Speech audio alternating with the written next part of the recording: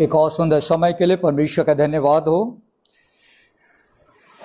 कि मैं और आप जीवित परमेश्वर के वचन के पास आने के लिए, प्रभु यीशु के चरणों में बैठने के लिए आज जिंदे हैं और हम एक दूसरे को देख सकते हैं और एक दूसरे से बातचीत भी कर सकते हैं। मत्ती रचित सुसमाचार 5वां अध्याय उसका 17वां और 18वां पद, यीशु मसीह कहते हैं, न समझो कि मैं व्यवस्था या नबियों की पुस्तकों को, भविष्यद्वक्ता की पुस्तकों को लोप करने आया हूं। लोप करने नहीं परंतु पूरा करने आया हूं।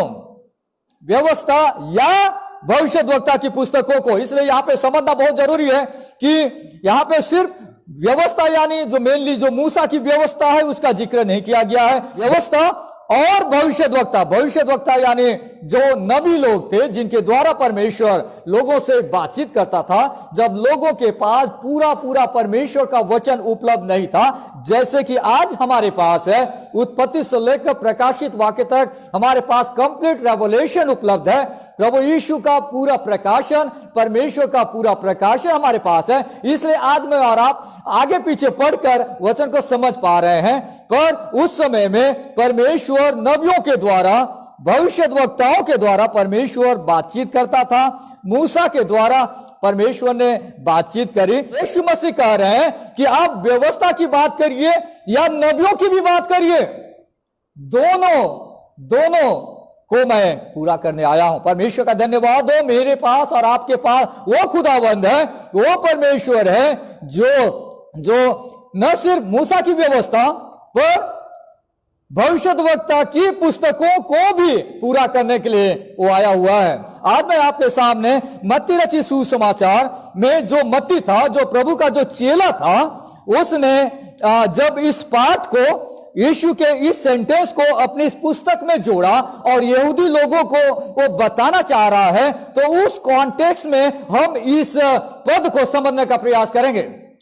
कई बार हम कॉन्टेक्स्ट से बाहर आ जाते हैं या संदर्भ से बाहर बाइबल के किसी पद को समझते हैं तो उसकी गलत व्याख्या हो जाती है। जैसे आजकल कई गलत व्याख्या परमेश्वर के वचन के हो रहे हैं। इसलिए मैं सोचता हूं कि अगर मुझे और आपको मत्ती रचित सुसमाचार 5वां अध्याय उसका 17 और 18 पद को अगर हमें समझना है तो हमें मत्ती रचित सुसमाचार उसके पहले 1 से लेकर 4 अध्याय को समझना बहुत जरूरी है। जो व्यक्ति अपने आप को परमेश्वर का चेला मानता है, जो व्यक्ति अपने आप को यीशु का अनुयायी मानता है, उसका जीवन, उसका व्यवहार, उसका एटीट्यूड कैसे होना चाहिए, उसका जिक्र मत्ती रचित सुसमाचार 5वां अध्याय 1 पद से लेकर 12 पद में किया गया है। और उसके बाद जो लोग थे जो सुन रहे थे, उनके दिमाग में प्रश्न उठ रहा था कि हम क्यों इस प्रकार का जीवन जिए।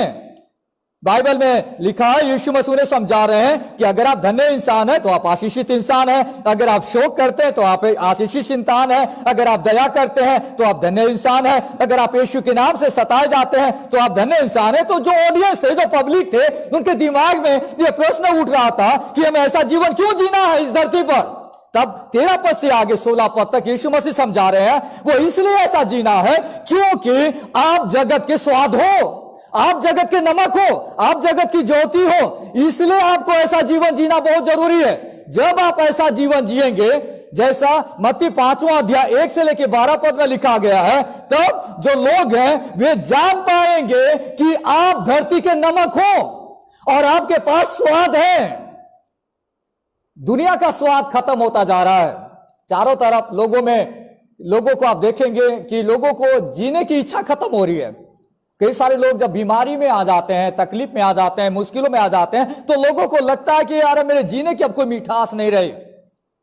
या कई जब लोग तकलीफ में पड़ जाते हैं, परेशानी में आ जाते हैं, तो लोगों को लगता है कि मैं जीना नहीं चाहता, अब मैं जीना नहीं चाहता क्योंकि मैं जो कुछ करना भी चाहता हूं तो मेरे दुश्मन बहुत हैं, मेरे जलने वाले बहुत हैं। मेरे गांव में, मेरे शहर में मेरे साथ पढ़ने वाले लोग, मेरे साथ काम करने वाले लोग मुझसे बहुत जेलसी करते हैं और बहुत मेरा बैर भाव करते हैं। इसलिए संसार में मिठास कहीं नहीं है। मिठास है तो सिर्फ प्रभु यीशु के चेले के पास है, जो दुनिया को स्वाद दे सकता है। और उसके बाद यीशु मसीह उन्हें यह भी बताना चाह रहे हैं क्यों वे जगत की ज्योति भी है, क्योंकि वे लोगों को रास्ता दिखाते हैं। जो हम नमक के स्वाद की नाई जीवन जिए, यीशु मसीह बताते हैं कि जिससे कि लोग जानेंगे और परमेश्वर की बड़ाई करेंगे, परमेश्वर की बड़ाई करेंगे।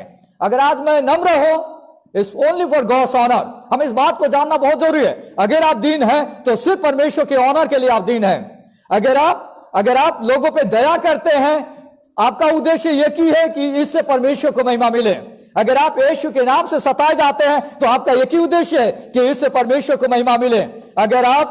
अगर आप मन के शुद्ध हैं तो आप यही चाहते हैं कि इससे यीशु को महिमा मिले। इस बात को यीशु समझाने का प्रयास कर रहे हैं। पर ये सारी बातें जब इस्राएली लोग सुन रहे थे तो उनके दिमाग में यह प्रश्न उठ रहा था कि ये किस टाइप की टीचिंग है, ये किस टाइप की शिक्षा। हमारे जो धर्म गुरु हैं, हमारे जो फरीसी हैं, हमारे से जो सदुकी हैं, हमारे जो रब्बी लोग हैं, वचन को सिखाने वाले लोग हैं, वो तो कुछ और सिखाते हैं। ऐसी बातें वो लोग नहीं बताते हैं। ये किस टाइप की शिक्षा यीशु मसीह उन्हें दे रहे हैं। लोगों के दिमाग में प्रश्न उठने लगा, यार ये तो कोई नई शिक्षा दे रहे हैं। कई लोगों के दिमाग में लग रहा है कि मेरे माँ बाप तो मूसा की व्यवस्था को सिखाते हैं और यीशु मसीह ये कुछ दूसरा हटकर सिखा रहे हैं। यूट्यूब के जरिए मैंने आपको समझाया था बाइबल का लेखन काल, इस राइटिंग को, कि कैसे कितने साल लगे बाइबल को लिखने के लिए। और पहली जो 5 पुस्तकें कब लिखी गई, 1400 BC के आसपास से लेकर करीबन 1400 साल हो गए हैं। इसलिए इस्राएली लोगों के दिमाग में यह प्रश्न उठ रहा है कि 1400 साल में जिस पुस्तक को हमारे धर्मगुरु सिखा रहे हैं, यीशु मसीह उससे हटकर कुछ बातों को सिखा रहे हैं। कई लोगों को यह भी लग रहा है कि यीशु मसीह मूसा और जो व्यवस्था है उसके अगेंस्ट में बता रहे हैं। तब यीशु मसीह यहां पे एक बहुत ही बड़ा स्टेटमेंट कर रहे हैं और वो बता रहे हैं कि मैं तो उन्हें पूरा करने के लिए आया हूं, मैं तो उन्हें पूरा करने के लिए आया हूं। यीशु मसीह ने क्या पूरा किया, इसको समझना बहुत जरूरी है। जब आप मत्ती रचित सुसमाचार को पढ़ते हैं, शुरू से ही 1 अध्याय से लेकर उसके 4वें अध्याय तक और 5वें अध्याय तक एक चीज मत्ती बहुत फोकस कर रहा है। मैं आपको एक एक पद पढ़ाना चाहूंगा जिससे कि आप उसे ध्यान से समझ पाए। यीशु मसीह के बारे में जो पहला जो 4 अध्याय है उसी को आगे मूवमेंट करा रहा है। और पहले 4 अध्याय में उसके पहले चैप्टर से यीशु मसीह के बारे में मत्ती यह बताना चाह रहा है कि जो व्यवस्था है और जो नबियों की किताबें हैं वे यीशु मसीह की ओर इशारा करते हैं, यीशु मसीह की ओर इशारा करते हैं। यीशु मसीह जब इस संसार में आया तो अचानक धरती पर प्रकट नहीं हुआ। कई बोले कि अचानक कोई व्यक्ति प्रकट हो गया या कुछ हो गया, अचानक कोई इंसान सामने दिख गया, वैसा नहीं। यीशु मसीह के आने से पहले सारी चीजें प्री प्लान थी। यीशु मसीह के आने से पहले सारी बातें ऑलरेडी मूसा की व्यवस्था में और नबियों की पुस्तकों में लिखी गई थी। मत्ती अपने ऑडियंस को समझाने का प्रयास कर रहा है। आप जानते हैं कि मत्ती रचित सुसमाचार का मतलब होता है कि इस सुसमाचार को मत्ती ने लिखा है। मत्ती परमेश्वर का चेला था और उसके जो ऑडियंस थे जिनको उसने ये लिखा है वो यहूदी लोग हैं। यहूदी लोग कौन लोग हैं? यहूदी वो लोग हैं जिस समाज में यीशु का जन्म हुआ, जो इस्राएल देश में पाए जाते हैं। उन लोगों को यह लिख रहा है, उनको यह समझा रहा है। और वे कौन लोग हैं जो ये कहते थे कि मूसा की व्यवस्था से बड़ा कोई व्यवस्था नहीं, मूसा के नियम कानून कायदे से बड़े कोई नियम कानून कायदे नहीं है, इसलिए हम किसी के सुनने वाले नहीं है। हमारे पास ऑलरेडी परमेश्वर ने मूसा के द्वारा सीनै पर्वत पर प्रभु ने अपना वचन दिया है, वो हमारे लिए है, इसलिए हम उसे छोड़कर किसी और की सुनने वाले नहीं हैं। यीशु मसीह बता रहे हैं, एक सिंपल अर्थ में यीशु मसीह बोल रहे हैं उन लोगों को। यीशु मसीह बोले लाइए आपकी पुस्तक खोलिए, आपका पुराना नियम को खोलिए, यानी मूसा की 5 व्यवस्था की पुस्तक को आप खोलिए। यीशु मसीह ने खोला, इस प्रकार खोला और देखिए, इमेजिन करिए लोग आए यीशु मसीह के पास, आप क्या बोल रहे हैं? यीशु मसीह बोला देखिए, खोलिए, यहां खोलिए और यहां देखिए, मैं यहां हूं, मैं यहां हूं। परमेश्वर की स्तुति हो। परमेश्वर फर्स्ट सेंचुरी के लोगों को बताना चाह रहे हैं सिंपल अर्थों में, open the law and see that I am that man. मैं वो व्यक्ति हूं, खोलिए और देखिए। मेरा और आपका परमेश्वर इस धरती पर इसलिए आया कि वो मूसा की व्यवस्था हो या भविष्यद्वक्ता की पुस्तकें हो, उसे पूरा करने के लिए यीशु मसीह इस संसार में आया। जब हम लोग कोई चीज लॉन्च करते हैं, कोई भी चीज हम शुरू करते नई चीज, तो हम अनाउंसमेंट करते हैं मीडिया के द्वारा, टीवी के द्वारा या एड के द्वारा बताते रहते हैं कि हमारी कंपनी नई चीज लॉन्च कर रही है। अनाउंसमेंट कर रहे हैं एडवांस में कि आने वाला है, पर इंसान का अनाउंसमेंट कोई नहीं करता। इंसान आने वाला उसके बारे में डिटेल कोई नहीं जानता, पर यीशु के बारे में, सिर्फ यीशु के बारे में अनाउंसमेंट ऑलरेडी हो चुका था, यीशु के बारे में। इसलिए तो यीशु मसीह उन्हें बताना चाह रहे हैं, क्या आप लोग व्यवस्था नहीं पढ़ते, नबियों की पुस्तकों को नहीं पढ़ते? आप उसे खोलिए और पढ़िए, मैं वहां हूं, ऑलरेडी आई एम देयर।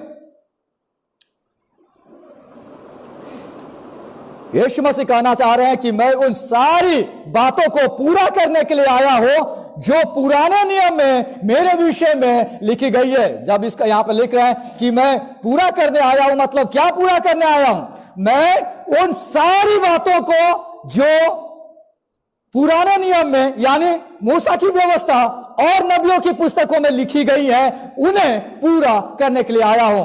उस बात को मत्ती अपने ऑडियंस को, यहूदी लोगों को समझाने का प्रयास कर रहे हैं। परमेश्वर का धन्यवाद हो। आइए हम कुछ पदों को शुरू से देखने का प्रयास करें। और सबसे पहले हम देखते मत्ती रचित सुसमाचार, उसका 1 अध्याय 22 पद से लेकर उसके 23 पद तक। यहाँ पे देखिए, यीशु मसीह के आने से पहले ही यहाँ पे कुछ बातें लिखी गई है। वहां लिखता है कि यह सब कुछ इसलिए हुआ कि जो वचन प्रभु ने भविष्यद्वक्ता के द्वारा कहा था वह पूरा हो कि देखो एक कुंवारी गर्भवती होगी और एक पुत्र को जनेगी और उसका नाम इम्मानुएल रखा जाएगा, जिसका अर्थ है परमेश्वर हमारे साथ, जिसका अर्थ है परमेश्वर हमारे साथ। मत्ती अपने ऑडियंस को प्रिपेयर कर रहा है अपने मेन पॉइंट में लाने के लिए, ऑडियंस को तैयार कर रहा है। वो फुलफिलमेंट जो थीम है उसको डेवलप कर रहा है कि कैसे यीशु पूरा करने वाला परमेश्वर है। और आप जानते हैं कि मत्ती रचित सुसमाचार जो है उसका 1 अध्याय 22 और 23 ये सारा नबी की पुस्तक का कोट कर रहा है। यानी यहूदी लोगों को समझा रहा, भाई आप अपनी व्यवस्था को खोलिए और देखिए मैं वहां हूं। यशायाह नबी की पुस्तक उसका 7वां अध्याय उसके 14 पद में इस बात का जिक्र किया गया है। अध्याय 2 में आइए 4 और 6 पद आगे देखिए। दूसरा ये 4 और 6, और ये उस समय की बात है जब यीशु का जन्म हुआ। उसके बाद पूर्व देश से कई ज्योतिषी आए थे और वे हेरोदेस राजा के पास गए थे पता लगाने के लिए कि मसीह का जन्म कहां होना चाहिए। और पद 5 में लिखा है, उन्होंने उससे कहा कि यहूदिया के बैतलहम में, क्योंकि भविष्यद्वक्ता के द्वारा यो लिखा गया है। आम आदमी जब बाइबल पढ़ता है तो उसको समझ में नहीं आता, पर कहे देखिए कोई लेखक जो होता है वो लेखक अपने आप को, पुस्तक को ऐसा सेटअप से लिखता है जिससे कि वो लोगों को क्लाइमेक्स में लेकर आए। ऐसे एक एक कदम करके तैयारी कर रहा है, वो लोगों को बता रहा है कि कैसे यीशु व्यवस्था को पूरा करते करते आ रहे हैं और वो कहां से पूरा हो रहा है उसको भी वो समझा रहा है। मत्ती उसका 2 अध्याय 15वां पद देखिए। तीसरा, और हेरोदेस के मरने तक वहीं रहा, इसलिए कि वो वचन जो प्रभु ने भविष्यद्वक्ता के द्वारा कहा था कि मैंने अपने पुत्र को मिस्र से बुलाया है। आप जानते हैं ये कहां से लिया गया है? होशे, वह होशी की पुस्तक 4 बार 2 अध्याय उसका 17वां पद। फिर से यिर्मयाह भविष्यद्वक्ता के द्वारा कहा गया था, वो पूरा हुआ। फिर से यिर्मयाह नबी कि रामा में एक करुण नाद सुनाई दिया, रोना और बड़ा विलाप। राहेल अपने बालकों के लिए रो रही थी और शांत होना नहीं चाहती थी, क्योंकि वे हैं ही नहीं, क्योंकि उस समय 2 साल और उसके नीचे के बच्चों को मर्डर करवा दिया गया था। तब सब कोई रो रहे थे, उसका जिक्र यहाँ पे किया गया। फिर से पूरा हो रहा है यहाँ पे यिर्मयाह नबी की पुस्तक 3 अध्याय 3 पद।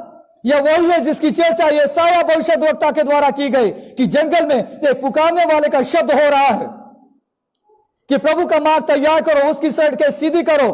कहां से? फिर यशायाह की पुस्तक 40वां अध्याय 3 पद में। फिर देखते हैं आगे 4 अध्याय 12 से लेकर 16 पद। 14 पद में देखिए, ताकि जो यशायाह भविष्यद्वक्ता के द्वारा कहा गया था वो पूरा हो। फिर से वो लिख रहा है लगातार 6 बार इन 4 अध्यायों में कोटेशन ओल्ड टेस्टामेंट का, यानी पुराने नियम से यहाँ पे कोट किया गया है और ये बताने का प्रयास किया जा रहा है कि कैसे यीशु मसीह ने व्यवस्था को पूरा किया। यानी यीशु मसीह ने अपने बारे में जो बातें पुराने नियम में, चाहे वो मूसा की व्यवस्था हो या नबियों की पुस्तक है, जो कही गई है, लिखी गई है, उसको पूरा करने के लिए यीशु मसीह इस संसार में आया। वो लोगों को बताना चाह रहा है कि यीशु मसीह वो व्यक्ति है जो उस लाइन में खड़ा है, जो मूसा की व्यवस्था है और जो नबियों की पुस्तक है, और वो इस बात को समझाने का प्रयास कर रहा है। ये सारी बातों को मत्ती कोट इसलिए कर रहा है कि वो बताना चाह रहा है कि ये जो नबी है, नबियों की जो पुस्तक है और मूसा की जो व्यवस्था है, वो यीशु मसीह की ओर इशारा कर रहे हैं। लूका 24 उसका 44वां पद, वहां पे यीशु मसीह क्या कह रहे हैं? उसने उनसे कहा, ये मेरी वे बातें हैं जो मैंने तुम्हारे साथ रहते हुए तुमसे कही थी कि अवश्य है कि जितनी बातें मूसा की व्यवस्था, भविष्यद्वक्ता और भजनों की पुस्तक में मेरे विषय में लिखी है, सब पूरी हो जाए। यीशु मसीह इसलिए आया कि उसके बारे में जो बातें व्यवस्था की पुस्तक में और नबियों की पुस्तक में लिखी गई है वो पूरा हो जाए। यीशु मसीह ने उस काम को पूरा किया। यीशु मसीह के आने के बारे में बाइबल में ऑलरेडी लिखा गया था और मत्ती अपने समय के लोगों को समझाना चाह रहा है कि यीशु के जन्म के बारे में, यीशु की सेवकाई के बारे में जो बातें लिखी गई है उसे पूरा करने के लिए यीशु मसीह आया हुआ है। यीशु मसीह आया हुआ है। परमेश्वर का धन्यवाद हो। जब और आप परमेश्वर के वचन को पढ़ते हैं, ये वचन मुझे और आपको बहुत एनकरेज करता है और प्रोत्साहन देता है कि मेरा और आपका जो परमेश्वर है, जो यीशु मसीह है, वो उसके बारे में लिखी गई सारी बातों को पूरा करने के लिए वो इस धरती पर आया। यीशु मसीह ने उन सारी बातों को पूरा किया जो पुराना नियम में, अर्थात यहां दोनों चीजें लिखी गई है, व्यवस्था की पुस्तक या मूसा की व्यवस्था और नबियों की पुस्तक में उसके बारे में लिखी गई थी। यीशु मूसा की व्यवस्था और भविष्यद्वक्ता की पुस्तकों में उसके विषय में लिखी गई सारी बातों को पूरा करने के लिए आया। स्वर्गीय पिता परमेश्वर, हम आपको धन्यवाद देते हैं आज के दिन के लिए जो आपने हमें दिया कि हम आपके पास आए। यीशु मसीह, पूरा बाइबल आप पे आधारित है। जब हम आपके वचन को पढ़ते हैं तो ऐसा लगता है कि आप हमसे सीधे सीधे बातचीत कर रहे हैं। हम धन्यवाद देते हैं कैसे आप दुनिया को चला रहे हैं, कैसे आपने दुनिया के इतिहास को पहले से लिख रखा था, कैसे आपने प्रॉमिस किया था, कैसे आपने पहली पुस्तक से ही, उत्पत्ति से ही परमेश्वर आपने यीशु के आने की जानकारी दे रखी थी। हम धन्यवाद देते हैं उन सारी बातें को आपने यीशु मसीह में पूरा किया। हम धन्यवाद देते हैं प्रभु। आप हमारे लिए भी कई योजनाओं को बनाते हैं। आज कलीसियाओं के लिए कई योजनाओं को आपने बनाया है और आप चाहते हैं कि प्रभु हम उन योजनाओं के अनुसार आपके साथ आगे बढ़ सके। हम धन्यवाद देते हैं। आज के सुंदर वचन के लिए धन्यवाद। उद्धारकर्ता यीशु के नाम से प्रार्थना मांगते हैं, आमीन।